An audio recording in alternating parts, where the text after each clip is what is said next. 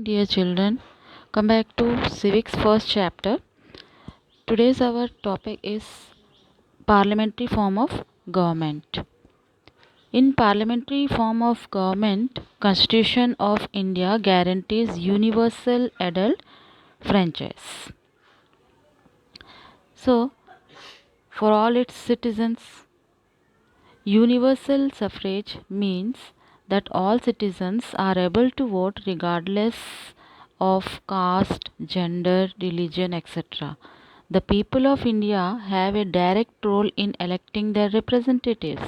These representatives are accountable to the people. It is answerable to the people. So, next topic is separation of powers. According to Constitution, there are three organs of government: legislature, executive, and judiciary.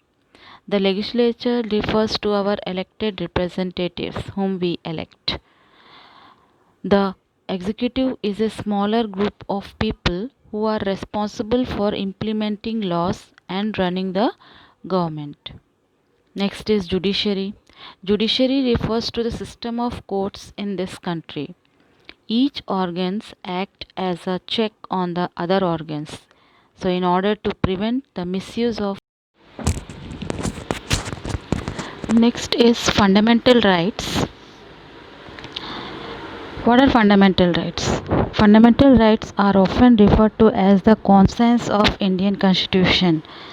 These rights protect Indian citizens against the arbitrary and absolute exercise of power by the state. The Constitution thus guarantees the right of the individuals against the state as well as against other individuals.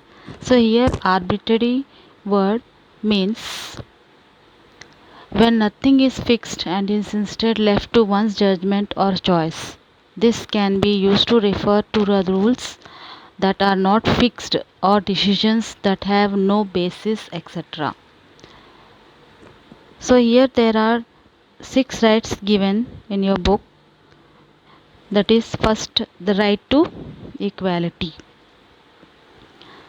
All persons are equal before the law. This means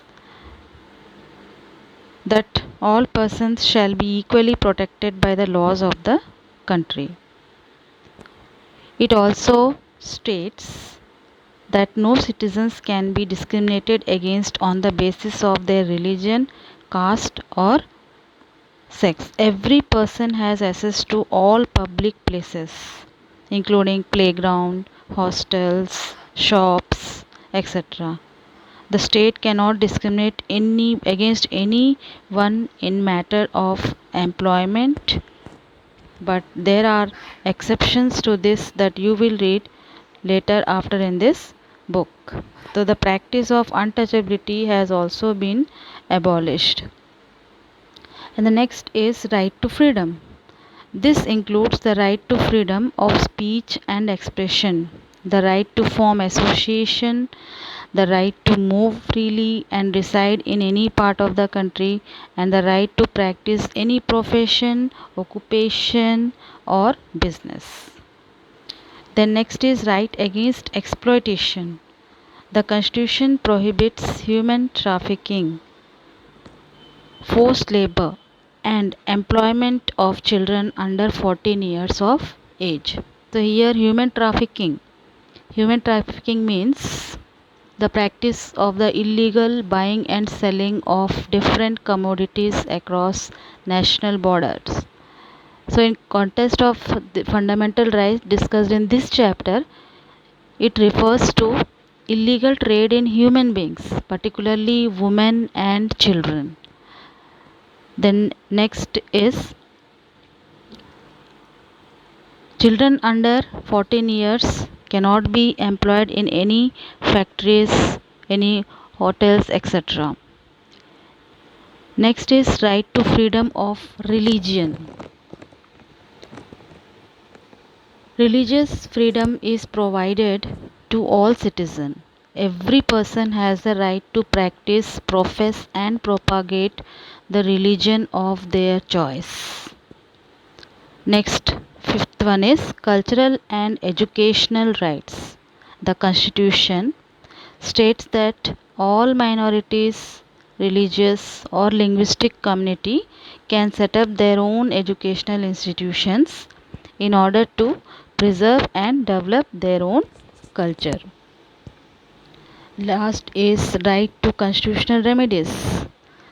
This allows citizens to move the court if they believe that any of their fundamental rights have been violated by the state. Secularism. A secular state is one in which the state does not officially promote any one religion as the state religion. So, the separation of religion and state is the foundation of secularism.